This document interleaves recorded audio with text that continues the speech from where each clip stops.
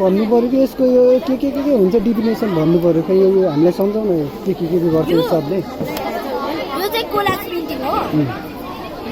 जस्तै हामीले project work बनायौँ होइन प्रोजेक्ट वर्क बनाएपछि चाहिँ हामीले जस्तै वेस्ट पेपरहरू हुन्छ होइन वेस्ट पेपरबाट पनि हामीले त्यो हाम्रो धेरै बेफाइदाहरू हुन्छ होइन त्यसबाट पनि हामीले वेस्ट भएको पेपरहरूबाट पनि यस्तो राम्रो राम्रो कुरा बनाउन सक्छौँ हामीले यसलाई फ्रेम बनाएर घरमा सजाउन र घरलाई सुन्दर बनाउन पनि हामीले यसले मद्दत गर्छ जस्तै हामीले यस्तोहरूमा डिजाइन गरौँ जस्तै हाम्रो स्कुलमा प्रोजेक्ट वर्क दिएपछि हामीलाई वेस्ट पेपरहरू हुन्छ वेस्ट पेपरबाट हामीले यस्तो फुलहरू बनाएर रुखहरू बनाएर पनि हामीले यस्तै धेरै यस्तै सुन्दर एउटा आर्ट बनाउँछ यसले चाहिँ राम्रो कुराहरू बनाउन सक्छ यसले चाहिँ हामीले घरमा राखेर सजाउन पनि सक्छौँ अनि यो चाहिँ फर्स्ट एड बक्स हो जो चाहिँ सबैको घरमा हुन्छ होइन कसैले चोटपटक लागिहाल्यो पनि यसले हामीलाई धेरै मद्दत गर्छ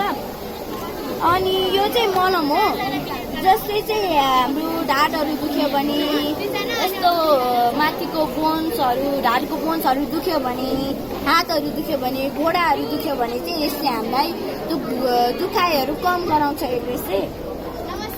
भन्नु पर्यो कि यसको चाहिँ के काम गर्छ यसले होइन कस्तो के भनेर हाम्रो सबै है डिफिनेसन भन्नु पर्यो नमस्कार यो चाहिँ युरिनरी सिस्टम यसलाई नेपालीमा मूत्र प्रणाली भन्छ यो मृगौला हो यो मूत्र नली हो र यो मूत्र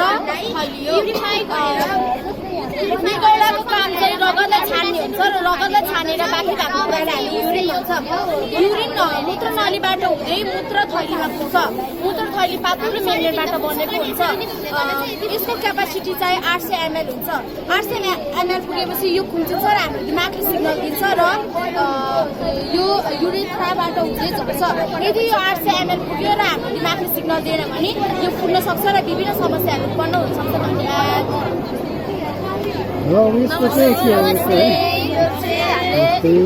फोक्सो बनाएका हौ